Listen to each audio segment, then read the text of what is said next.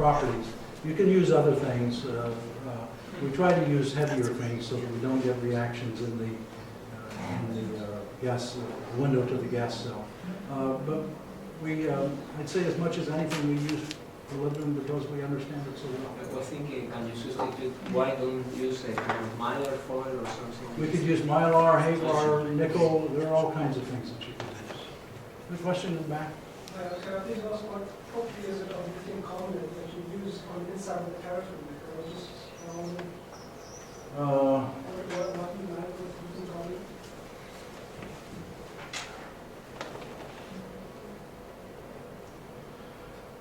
You're talking about this picture? Sorry, I think it's a one or two before we explicitly showed. Yeah. Okay. What did it do? In truth, we didn't really design this shielding for this application. We had it in the laboratory. It was described as a forced reflection collimator. As was pointed out by David, that's a very difficult thing to do. So we really didn't design this shielding for that application. We do some other things. Obviously, when you have neutrons going into the shielding, they can be thermalized, and they're going to leak through the shield. So we typically put lithium-loaded polymer, lithium-6 loaded polymer on the other side, and that is essentially thermal neutrons just don't penetrate it. So I don't think we have many problems with thermal neutrons. We have lots of other problems to worry about because neutrons in general are very difficult to deal with. Are they worried about what you're doing with the lithium-6? No. One of the other problems. No, we're very dependable, John. I don't know how this got in here either. But I pointed out that John wears strange hats. Thank you for calling it a birthday. That's our secret, John. A recent birthday. We were fortunate enough to have John visiting us on his birthday. Okay, let me move on to the topic at hand, which is lifetimes of excited nuclear states. The lifetime of an excited state, along with various other properties, spin, parity, energy, these are all important characteristics. And if we have an excited state EI, we can characterize it by these properties. Certainly the lifetime or the half-life is one of those properties. And we're typically interested in just how fast or how slow that transition may be. We saw this equation earlier. For any state, there's a level and a width, or I should say a level width and a lifetime. And when we talk about rates of nuclear decay, we're going to assume that this is first order kinetics. Now, I would argue that's a valid assumption, but it is an assumption. Every 10, 15 years, you will see a paper published saying that radioactive decay is not first order, or that it's not random. As far as I know, all of those claims have been refuted. So we're going to make that assumption. So if this is first order, the decay rate looks something like this, proportional to the number of decaying nuclei. The activity is shown by this expression, and we can simply integrate this, and we get the integrated rate law. That the number of events in any particular, well, let me focus on this one. The activity is related to the initial activity with this, and I think you've always seen this many times, for first order decay, or radioactive decay. At the half-life, this would say that the number of atoms is 1/2 the number of original atoms, or the activity is falling to 1/2 of the original activity. And so then the half-life is defined by this expression, okay? And the relationship between the half-life and the decay constant, lambda, is shown. And tau, which is the mean life or the lifetime, is just equal to 1/lambda. Now, unfortunately, we use both terms, mean life, lifetime, as well as half-life. They all are, of course, easily related one to the other. So you're going to see me using both, unfortunately. I think that we would probably prefer to use just tau, the mean life, but that's not the way the world is. Okay, so if we have an expression like this, which you can see, you just take the log of both sides of that integrated rate law, and for a simple decay curve, or I should say a simple decay curve method is used for determining lifetimes. Now most of you have probably done this in the laboratory, I'm sure. But we'd like to have this have some meaning. I took this out of John's book, or his book with David Rowe. For electromagnetic transition rates, we commonly talk about reduced electric or magnetic transition rates. They can be evaluated with this formula, where you can see the transition matrix elements squared here. And let's see, the transition probability is, let's see, inversely related to the lifetime. That's all I want to show from this. Of course, when a half-life is short, that must mean we have a high transition probability. When the half-life is long, it must mean we have a small transition probability. So we can learn something by measuring the lifetimes. Now, this shows a lot of things. It shows gamma ray energy on this axis, shows the half-life here, and you can see this extends over many orders of magnitude. According to the multipolarity of the gamma ray, or I should say the transition, it goes all the way from electric dipole to electric diatriacontipole, e to the fifth, or E5 transitions. And you can see that for magnetic transitions, you get a similar behavior. Anybody know why I've got two sets of curves here? One of them is linear, of course, and the other one turns over. Paul, do you know? Yep. Okay, very good. Could you Oh, explain? you want an answer? Your response is about the same as everybody else's. That's your effective conversion. Yeah, there's an alternate decay path rather than just gamma ray emission. And particularly prominent for higher multipolarities and lower energies. This is internal conversion.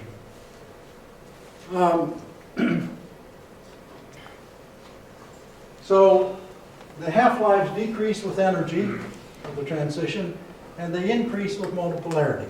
Okay? That maybe doesn't surprise us, because if we have a change that involves low multipolarity through transition, it's usually 1 or 2 units of angular momentum. Okay? That's going to be much easier than we have to change by several units of angular momentum. For radioactive decay, the activity, the relative activity as is shown here, decays exponentially. If we take a logarithmic, make a logarithmic plot, we can see we get a linear dependence. And shown here is tau in relationship to the half-lives. And so I think all of you are very familiar with it. Any of you not done this in a laboratory experiment, measured a half-life? Any of you not done it? Everybody's done it. Everybody's afraid to raise their hand. Okay, so typically what we do is called decay curve analysis. We have some count rate. This is the decay time in hours, and we plot it, and from the slope of that plot we get the half-life, or the decay constant. We can have multiple components. This particular plot shows a 2-component decay curve. You can see that the different curves are separated out here. And so now if I were to ask you, how would you measure the half-life of something that had a half-life of 2 days? You'd probably go into the laboratory and you'd measure something in the morning, you'd measure something in the afternoon, you'd probably measure something before you went home in the evening, you'd probably come in at midnight. No, you'd wait till the next morning and you'd start measuring again, but you'd make a series of measurements over 2 days. Okay? That's typically what we do when we measure a half-life. Let me ask you the same question now. If the half-life were 2 years, what would you do? Well, you'd probably make a measurement today, and then maybe in 2 weeks, and in a month or 2 months, and things like that. And then you find that the equipment that you were going to measure with after 6 months had been moved or torn down, or somebody was using it, or it didn't work, something would happen. Okay? But still, it's possible over the course of 2-year half-life to measure that half-life. Let me pose another question. Okay, John's been around long enough, he could measure that half-life. Which John? I'm non-selective here in my Johns. Okay, this becomes a bit of a problem, okay?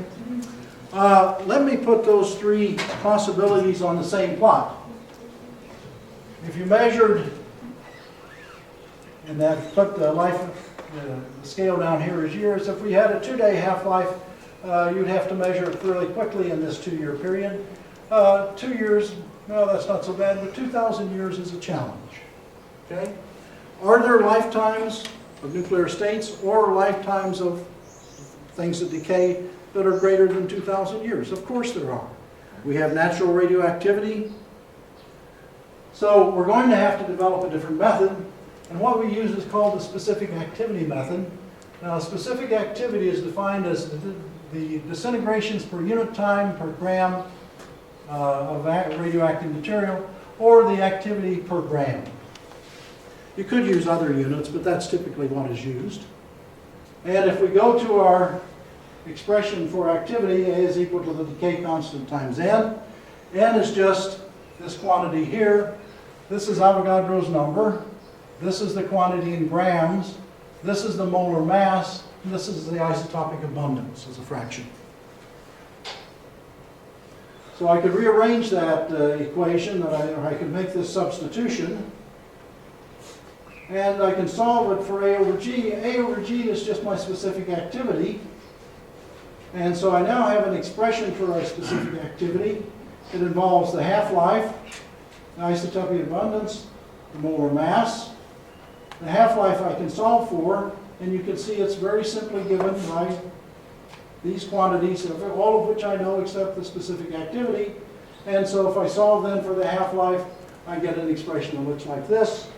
And it's very easy then to determine the half-life for something that is very long-lived. What assumptions have I made? Well, I've assumed that I can measure the activity on an absolute basis, and I've assumed that I can weigh that material in grams. So that means I need a large amount of it. Okay, this is again an expression we had on the previous slide. Tau is, of course, just related to T1/2. Again, the things you need to know are the fractional isotopic abundance. How would you get that? Well, in many cases, you may be starting with the pure material, and it's 100%. Okay? If you don't know that, you could determine it. There are various methods, mass spectrometry and other things. Molar mass, that's just the nuclidic mass in grams. And the specific activity is what we're going to measure.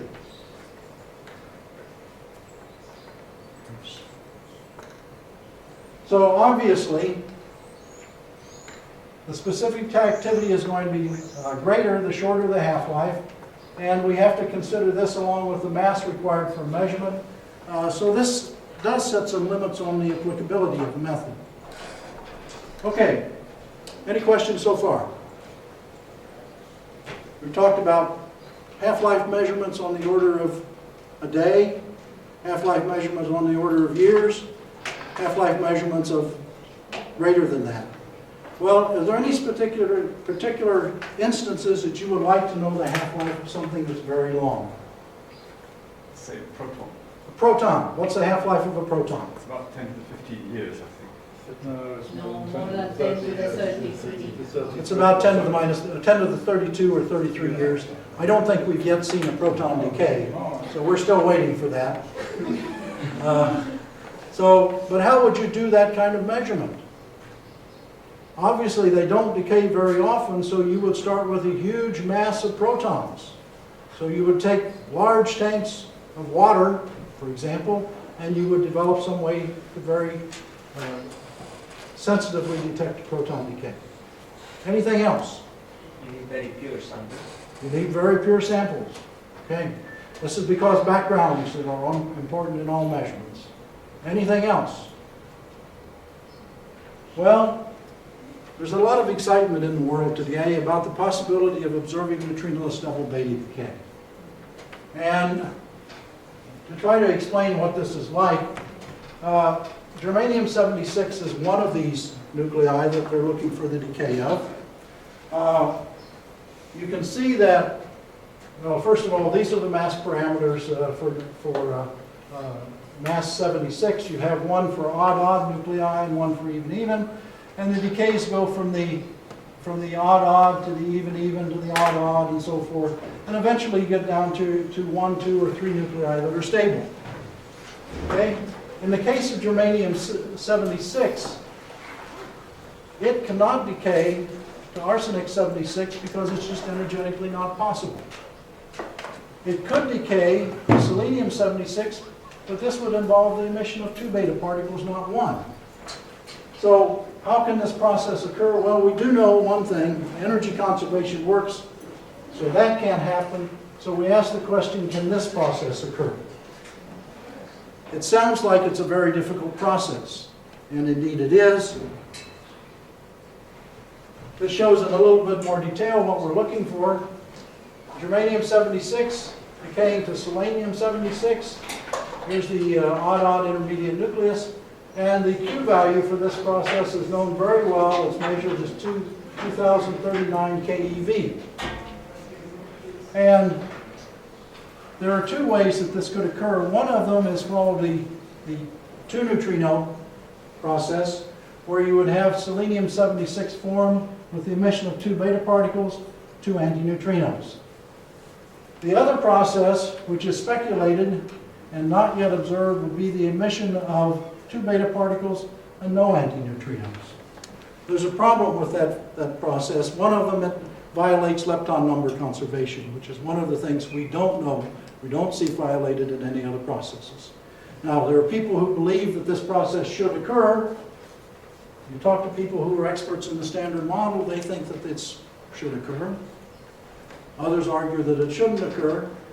I took a survey of people who are working on neutrinoless double beta decay experiments and trying to observe these. About half believe you'll see it, half believe you don't. So it's a 50-50 process. In this plot shown here, you can see that these are the sum of the 2 beta particles for the 2-neutrino process. You can see it's continuous, okay, up to some point that would correspond to this endpoint. Why is it that we don't see all of the energy, or they don't see all of the energy in that process? Well, the neutrinos are going to escape. Okay? But in this process, it's easy to stop the beta particles. And in this particular process, it's particularly appealing because the detector is also the radioactive source. We know a lot about germanium detectors. We've been using them for 40 years, roughly. And so we know a lot about them. We could think about how to improve this process. It would be nice if we had all of the germanium in this detector being germanium-76. Unfortunately, it isn't. It's about 7 or 8% naturally occurring abundance. So this is what we're looking for. And these 2 varieties of double beta decay, the first one has been observed. And it has a half-life of about 2 times 10 to the 21st years. Okay? Not an easy measurement, but it's observed, I think, convincingly. The second experiment, where you have no neutrinos emitted, there is a report of a half-life of 1.19 times 10 to the 25th years. That measurement is generally in disrepute, is what I would say. No one has been able to reproduce it, and the current limit on the lifetime is greater than 2 times 10 to the 25th years. Okay? Why are people so interested in this? Well, if they know the rate of this decay, they think they can get the neutrino mass. Because the decay rate is is related to a phase space factor that I'm told you can that you can calculate very accurately. A matrix element for the transition from the ground state of germanium-76 to the ground state of selenium-76, which theoreticians are worried about calculating. They tend to agree now within about a factor of 2 of each other, but you can see that means a factor of 4 here since that matrix element is squared. They're working on it. So what can be done to minimize the measurement time? Because one of the disadvantages we have is we need a lot of mass and we have very few decays. So anything we can do to minimize the measurement time would be good. We can look back at our equation that we had here earlier. So if we increase the isotopic abundance, in other words, we use enriched germanium-76, that would help. We can increase the mass, that would help.